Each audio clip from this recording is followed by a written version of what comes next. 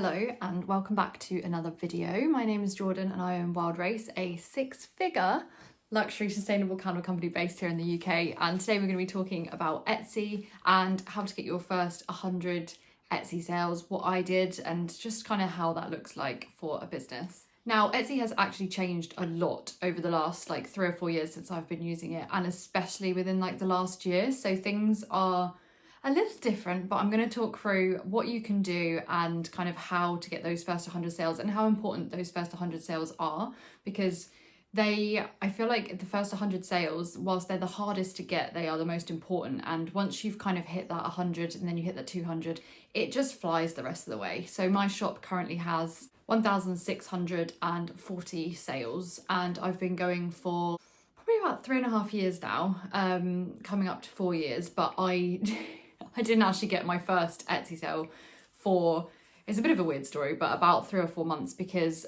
I launched my Etsy shop, and I don't know if you've heard the horror stories about people's shop being put on it's called reserve, like a reserve, and Etsy sometimes put this reserve on new accounts where they essentially hold the money, or they hold a big percentage of your money. So say you get a sale of £50 or something, they will hold £30-40 of that and only release you a certain amount. And they don't, at the time when I did it, they were holding it for 6 months. So I actually launched my Etsy shop and I think I'd had 1 or 2 sales from family members, and then they put this reserve on the account, and I actually put the account on holiday mode and left Etsy alone for 6 months until the reserve had been lifted, and then I opened back up and I went from there. So we're going to talk from what I did once that account was reopened and how I got the first 100 sales. So reviews are the most important thing on Etsy.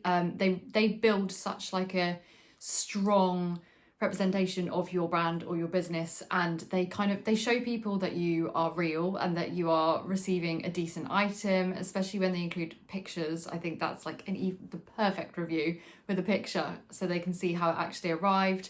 I'd say it's the easiest platform to get reviews. Etsy push for them to leave reviews, and it is, I would say, the nicest platform that I've sold on, and it's very easy to collect good reviews. Everybody's very, very kind and very, very nice, and they know you're a small business, and it's very easy to collect reviews on there. So as long as you're getting the sales, but they are extremely important. And one thing that I did that I know a lot of businesses that I talk to and that I'm friendly with wouldn't do this, but this is what I did and I do think it's very important, is if somebody reaches out to you, I'm not saying to just lick everybody's ass, but if somebody reaches out to you with a problem, even if they're being a bit not very nice with you, you have to kind of sometimes think, is it worth having a bad review left? And most of the time it's not. It's going to destroy your page if they leave you a really bad review. Even if people don't read the reviews, you want your rating at the top where it says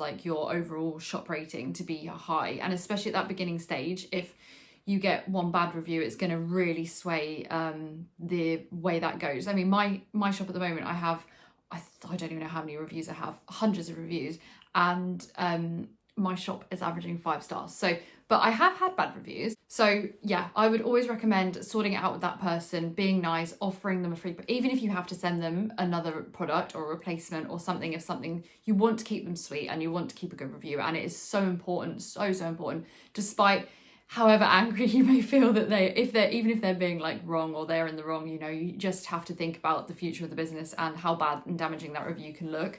And that's what I did, and that's what I still do. I will always, within reason, if I can tell they're completely taking the piss, then I will change perhaps how I respond to it. But in general, I would keep the customers sweet, and you kind of need to the customer's always right. You need to have that kind of attitude on Etsy. But anyway, reviews, you need to collect as many of those as you can.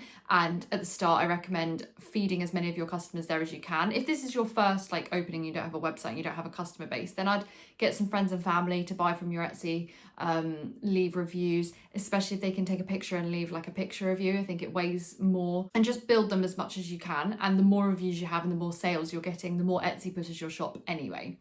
So I do have a video that I posted about a year ago, and I have no idea to the extent of what I went into it, but I know I went into keywords and tags and all that kind of thing. So I recommend watching that. It's the second video I ever posted on YouTube. So maybe go back to that and watch that after this one. I will tag it at the end.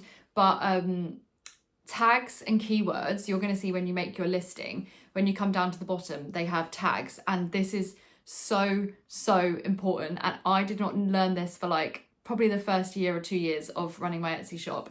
And when I sorted this out properly, it's kind of when the shop boomed. So you need to go and watch that video, and I do explain it, but essentially there's a certain way to do your tags and keywords so that you use the same words from the title, but you can make them into long words. So basically you don't want to put like, if you had a candle business, you don't want to put like candle and then that's a tag, and then recyclable and then another tag, and then gifts for her and then another tag. You actually have to like kind of squeeze them all into one thing. So it will say like recycled candles gift for her and then next one, and then you need to use up like every single space within that tag. I do explain it properly on that video, I know for a fact that I do. So watch that video at the end of this if you need help with setting up your listings and tags and keywords and things like that, because I do explain that over there. Okay, possibly the most important thing other than tags and keywords, photography. You need people to click onto your listing. You need to stand out on, there's so many sellers on Etsy, there are so many items on Etsy, and you need your listing to stand out as something quite different, something that doesn't look like you've just taken a picture of it on your shelf at home or something. It has to look professional. And I think the best way to act as a business in general, not just on Etsy, is to pretend that you already are a big successful business and give that kind of feeling that that's what you are, and put that out in the world, and then that's what's going to come back to you. So I would always recommend having professional photography if you have one thing to invest in. I know I say this on all of my videos with investment and starting a business: photography. It is my biggest tip in the world that I could give to you. That is for me the turning point in the business. The whole business is when I started paying for professional photography. And just in case you think it's really expensive, it doesn't have to be super expensive. I've worked with plenty of photographers who are charging anywhere between, well, these days with price increases, they're charging anywhere between £30 and £50 per product, and you get about 6 photos per product for that. So it is completely achievable, especially if you're not launching with a huge range. And I would definitely suggest having photography, because especially when you're scrolling through Etsy, you don't want your listing to just look rubbish compared to everybody else's. And that doesn't matter what you're selling, whether you're selling cakes, whether you're selling candles, books, like anything, stationery, you want it to stand out. So photography, big thing. So Etsy have a thing called star seller, and if you don't know what that is, it's basically something, it's like a little star that they put on your account that tells people that you reply on time, that you ship on time, and that you are basically a trusted business. It's based on your reviews, it's based on how many sales you've made in the past. It used to be 2 months. I don't know if it's 1 month now. I think it's 2 months for you to initially qualify for it, and then it renews every 1 month after that.